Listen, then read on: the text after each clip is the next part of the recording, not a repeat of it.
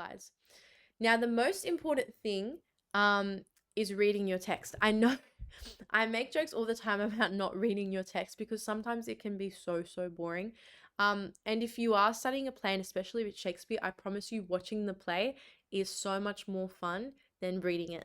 I remember we watched and we would go to the theater like for our school, like our English excursions would be to go watch, and I'm sure quite a few of you have experienced it too, but you can't tell me it's not entertaining.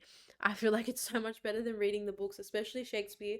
If you are studying Shakespeare, I really, really recommend No Fear. And if you haven't heard of it, it's those like blue cover books that on one side they've got the actual text, and on the other side, on the right side, they've got um like the English translation of it, and it actually makes sense. And it's kind of like Shakespeare's language on one, and like how Shakespeare would talk if he was alive today on the other. It helps so much. But reading the text is really important just to know the plot and for your own understanding.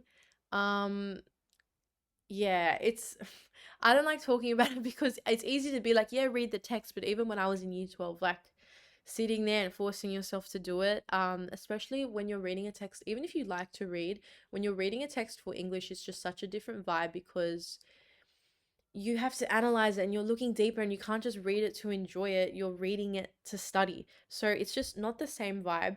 But reading your text is very, very important. And as you're going through, write your thoughts down, have like a pen, have a doc if you keep like filling it up too much.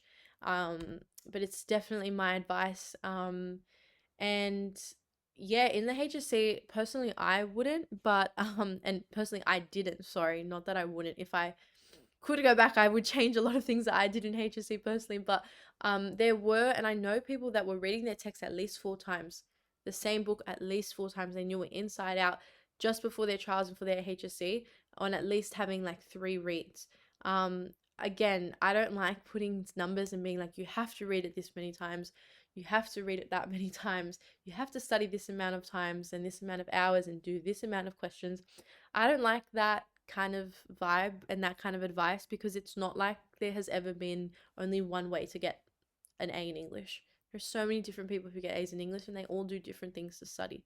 Some people will go in with absolutely nothing prepared and pull off an A. Others will memorize an essay word for word and somehow still find a way to pull off an A and adapt it.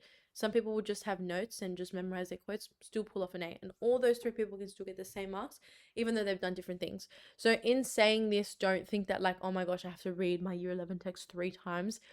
No, you don't. If you wanted to, and if you have the time to, and if you want to push yourself, it's something you can get ready to.